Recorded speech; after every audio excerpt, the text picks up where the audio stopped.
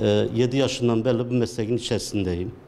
33 yıl bu yönetimde kaldım. 8 yıldır başkanlık yapıyorum.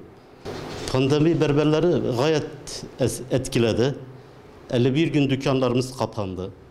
Çok sıkıntı yaşadık. Biz günübirlik esnaf olarak günübirlik kazancımız vardır. Biz ticaretle uğraşmıyoruz. Bugün çalıştık mı akşam evimize ekmek götürüyoruz. Çalışmadık mı ekmeğimiz yok. 51 günde pandemiden dolayı devletimiz hani bir almış olduğu karar, dünyanın üzerinde gelen bir virüstü. O Cumhurbaşkanımız bizlere bildirdi, kapatın dediler. Biz de hemen kapattık. Ülkemize uyduk. Cumhurbaşkanımıza uyduk. Tabii ki bunun içerisinde gayet sıkıntılarımız oldu. İnan ki ben bir anımı da anlatabilir miyim? Evet. Bir gün bir kalfa beni aradı dedi. Başkanım 50 gündür evde aç dedi. Telefonumuz dedi kilitlendi. Telefon paralarını ödeyemedik. Telefonumu sattım, çocuğuma mama ekmek aldım. Başkanım bizim sorunumuz ne olacak? Tabii ki biz de istişare halinde federasyondan, birlikten, belediye başkanlarımızdan hep istişarelerimiz oldu. Esnafımıza ne yapabilir? Ne durumda yardımcı olabilir? Allah razı olsun. Devletimiz işte birer milyar yardımda bulundular. Sonra 3 milyar yardımda bulundular Cumhurbaşkanımız. Kendisine esnafım adına teşekkür ediyorum. Federasyon Başkanı'nınla görüşmede bir telekonferansa katıldık. 122 oda başkanı. Ben orada Cumhurbaşkanı'na seslendim. Dedim Sayın Cumhurbaşkanım bize kapat dediniz, kapattık. Aç dediniz, açtık. Biz her zaman devletimize uyduk. En azından bu pandemi süreci içerisinde esnafımıza bir asgari ücret ödemenizi talep ediyoruz. Cumhurbaşkanımız da işte elinden geldiğini yaptı. Müşterilerimiz gayet azaldı. Ben kendim bile yaşadım yani. Bir gün dedim gidin bir ensemi aldırayım. Berber dükkanına kadar gittim. Sonra bu pandemi aklıma geldi. Dedim ya benim oğlum da berber.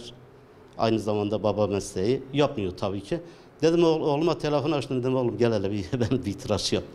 Bundan tabii ki halk olarak ürktüğü için berbere gidemedi. Daha önce ayda bir, 20 günde bir gelen müşterilerimiz şimdi 3 aya çıktı.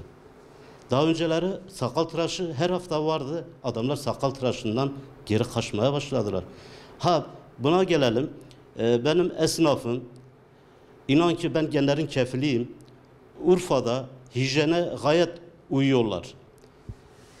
Dükkanları temiz. Biz belediyeden de zaman zaman talepte bulunduk. Dükkanlarını dezenfekte yaptırdık. Yok. Açılmadı. Çünkü neden? Halen o virüs devam ediyor. İnsanlar bir kere ürktü. Herkes makine aldı, makas aldı. Herkes evinde kendi berberi oldu.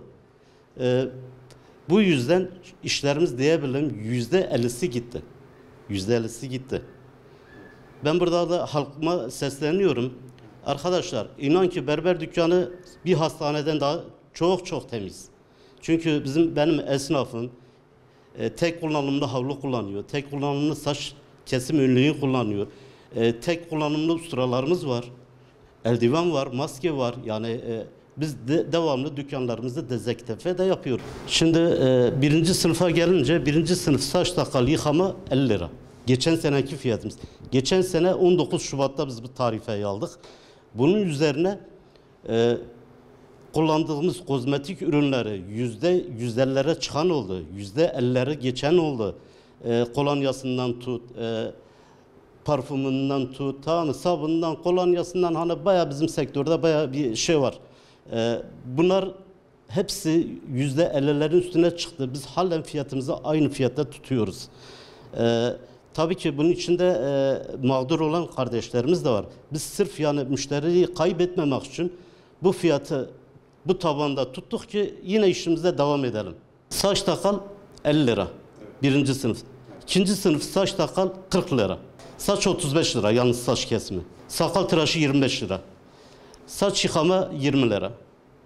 Ağdamız 15 lira. Fön 15 lira. Çocuk kesimi 20 lira, makasla, makineyle 15 lira. Salgın çok kötü etkiledi insanlara. İşlerimizi de etkiledi. İnsanlar evde tıraş olmaya kalktılar. Şu an işler açıldı. Allah'a şükür devam ediyoruz. Tabii ki oldu. Oldu. İster istemez oldu. Evde tıraş olması oldu. Mesela 10 günde bir gelen bir insan 20 günde gelmeye bir başladı. Daha korktuğundan dolayı. Öyle yani. Fiyatlarımız biraz arttı. İster istemez. Malzemelerimizin fiyatları arttı. Dolardan dolayı dediler. Ondan sonra elektrik, sularımız arttı. Tabii ki ister istemez bir değişiklik yaptık yani. Giderimizi karşılayamıyoruz yani. Şu anda eleman bulamıyoruz. Eleman sıkıntımız var. Zorlanıyoruz bayağı yani. Çok ruhsatsız çalışan insanlar var yani. Salgından sonra işlerimiz normal seyrinde devam ediyor. Hiçbir problemimiz yok. İnsanlar çünkü tıraş alışkanlıklarından vazgeçemezler kesinlikle. Çok nadir insanlar evde tıraş olmaya devam ettiler. Çok nadir. Yani 1000 kişiden belki bir kişi devam etti. Ama normal insanlar tıraş alışkanlıklarında hiçbir değişiklik yaşamadılar. Malum yüksek faturalardan dolayı bizim de fiyatlarımızı yükseltmemiz gerekti. Fiyatlarımızı yüksek bir şeye getirdik, yüksek bir konuma getirdik. Tabii ki insanlar bundan şikayetçi mi? Evet, şikayetçiler. Ama bugün her yerde fiyat artışı var. Bizim de fiyat artışı yapmamız gerektiğini düşündük. Fiyatlarımızı yükselttik. Şu anda durgunluk var, şu şekilde durgunluk var. Bu fiyatların yükselmesinden dolayı müşteriler de artık sık sık tıraşa gelmemeye başladı. Mesela ayda 2 defa, 3 defa tıraş olmaya gelenler şu an aylık 1'e düşürdü bu tıraş sayısını. O yüzden biraz işlerde durgunluk var. Çünkü artık tıraşa gelirken ister istemez bir çekinme oluyor. Tabii biz her önlemi alıyoruz da yine de müşteriler çekiniyor tıraşa gelirken.